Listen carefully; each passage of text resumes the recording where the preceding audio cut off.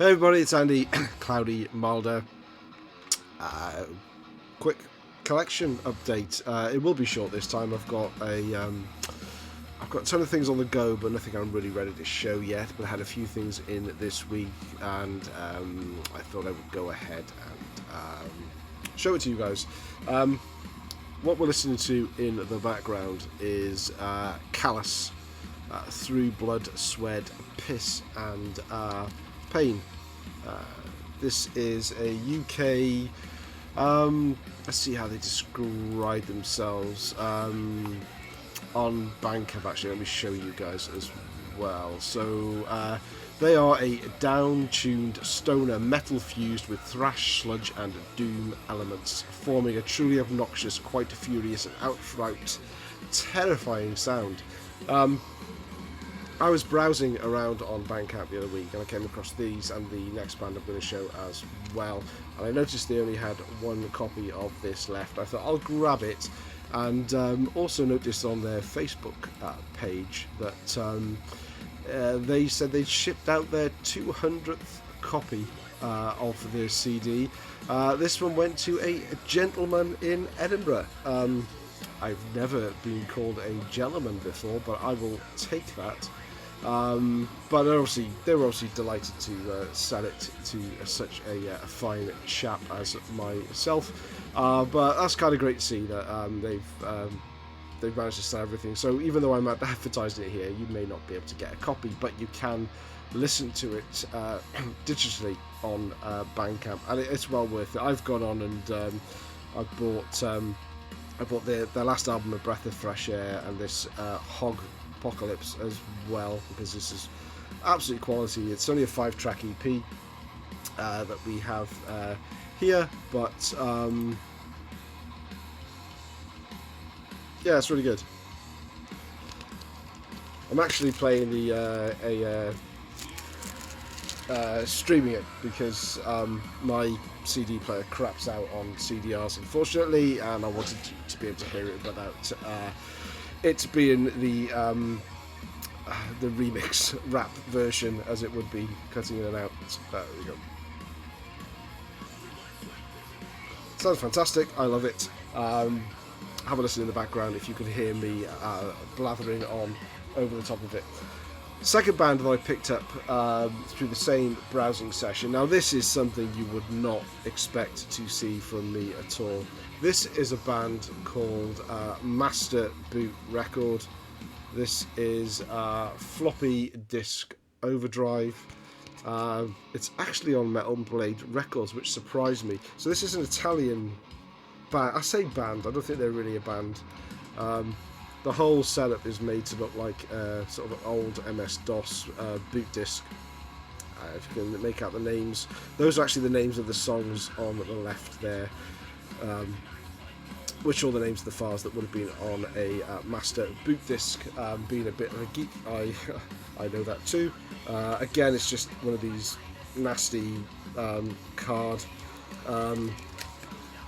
wallets, but so who are Master Boot Record? Now I am going to have to read this again off Bandcamp because I'm not going to do them justice otherwise.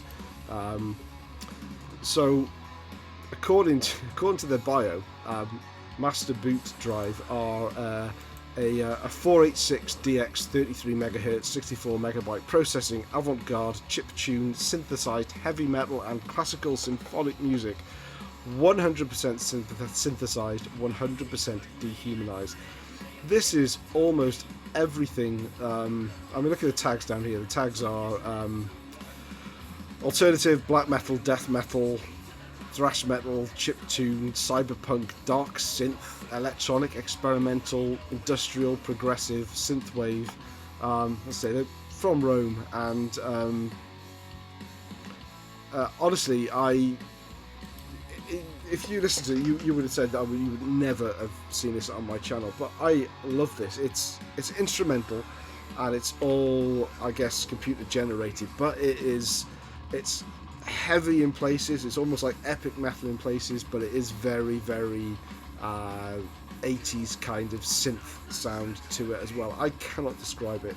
I'm not really into instrumentals at all. There's about 12 tracks on here, and but unlike a lot of instrumentals, which tend to sound to me a little sort of like backing tracks, and they're there because there's somebody that wants to perform over the top of it, these all sound like songs. Every song takes you somewhere. The whole album fits together. It's not the same thing going on in every song. It's a journey all the way through, and I found that I can put that on if I'm working or whatever, and yeah, I'm captivated by it. I've got to find some more of this stuff. I think this is the only one they've got on Metal Blade, but the fact they're on Metal Blade, that's got to tell you something.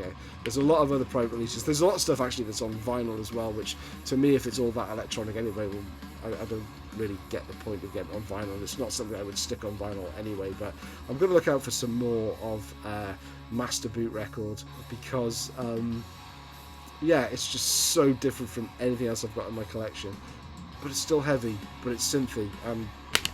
I don't get it either, but there we go. Do check them out. One thing I was going to get from one of my favourite bands was this. So this is the Among the Living, 30th anniversary? Yes. 40th anniversary? Blimey. Anyway, it's their graphic novel. It is a load of people here, most of which I haven't heard of because they're comic book authors, and I'm not a comic book guy at all, but stories in here. So it's interpretations of the songs from Among the Living, done in graphic novel style. Now, say I'm not a big comic book guy. The artwork in here is absolutely fantastic. Scott Ian, Frank Bello, Charlie Benanti, they all take on tracks and stories in here.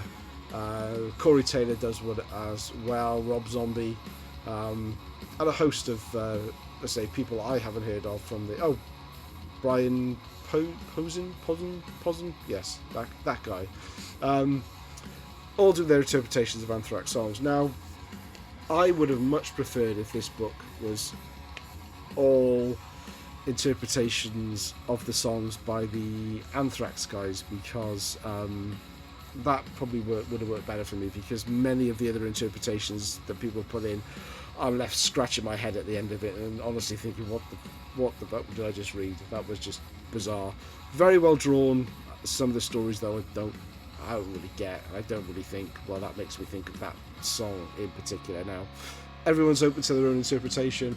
I just think it would have been better if all the stories were from the band, and then obviously whatever artist that they wanted to represent that. But glad to have it. I wasn't going to pick it up when it was at the full price, but I saw it drop down to less than half price on Amazon, so I thought I'll get that, being a big Anthrax fan. Seven Sisters, Shadow of a Fallen Star Part 1. This has been the longest pre-order of my life. It's been an album that has been put back and put back and put back many times. So I bought it from Cherry Red Records, who's the band's label. Way back on the first day the pre-order came up, I was all over it, paid my money, and then sat patiently. And I knew it wasn't going to be out until this year, until around March this year. But then the emails came, and it was going to be something like June, and then it was going to be August, and then it was going to be September. Honestly, it's been put back 2, 3, 4 times, three times at least. And it got to the point where, and this is the ranty bit, it got to the point where I bought this with the Toledo Steel album. That one had turned up, and I put a comment on one of my videos on Facebook or something, and Metal Marty Mac, he put a comment on saying like, "Oh, my copy's arriving. I've got my copy off Amazon. It's a good album, what have you." I was thinking like, what the? Hey, I've pre-ordered this from the label, and yet people are buying it off Amazon and getting it before me. That doesn't seem right at all, and I think that absolutely sucks. The album is brilliant, but honestly, it's put me right off pre-orders. I mean, I don't pre-order some of the bigger albums these days, like the Megadeth album. I will not pre-order because I know that's always going to be available and it'll come down in price. But this was a lower. I knew this would have been a lower run, and I know they're a little bit niche, very sort of melodic new wave of traditional heavy metal. Absolutely love this band though, so I was determined to get one. But I also bought a copy off Amazon. In fact, this was the copy I bought off Amazon. This is the one that came from Cherry Red eventually. I tried to cancel it because I was buying it off Amazon, but apparently I was too late in the distribution process. Cherry Red sent nothing in way of communication. The only communication you got was going to be delayed. They never actually said that they had dispatched it. And the Cherry Red pre-order did come with a signed card as well, which was very nice. The artwork on this is superb. That's kind of my rant over it. I'm not buying from Cherry Red again. I did have the Eliminator, new Eliminator album coming from them, which I've now cancelled, and I've bought off Amazon. Alright, I know Amazon, horrendous, big company, and they don't deserve any more money, but, you know, all the company had to do was make sure that the people who pre-ordered it got it first, and they couldn't even do that. So that's my rant over. Shadow of the Force, yes, fantastic artwork on the outside, beautiful picture, and on the inside as well. Let's say brilliant, melodic, new wave of traditional heavy metal. Absolutely love this band. It comes on this. It's supposed to be a green marble, blue-green marbled effect, or green marble effect. But this was the copy I got off Cherry Red, and it's almost transparent, like light blue smoke. The version I got off Amazon was a bit darker in colour, more opaque, more smokier, nicer I think. I'm not a massive fan of clear vinyl at all. I'm only going to keep one of these. I'm going to send the other one back. I don't want. They're both the same, even though they're. See if I can do a comparison here. Even though they're both the same variation of vinyl, they're almost completely different. I guess it just comes down to when the vinyl is actually mixed originally.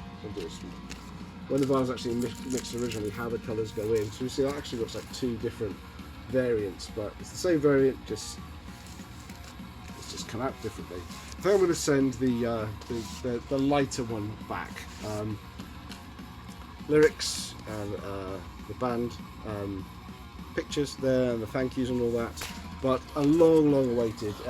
It's certainly, say, put me off ordering from Cherry Red Records again, and unless something is really a limited run, I probably won't do many more pre-orders these days, especially when they pop up and they're available to the general public before the people who pre-order them in the first place. Did I say that rant was over?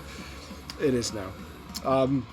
Last thing I'm going to show is Nonmetal, but one of my favourite bands, so feel free to drop off now if you're not open to other music. But I was delighted to grab a bundle, 2 LP, 2 CD pack of the 20th anniversary reissue of the Manic Street Preachers' Know Your Enemy.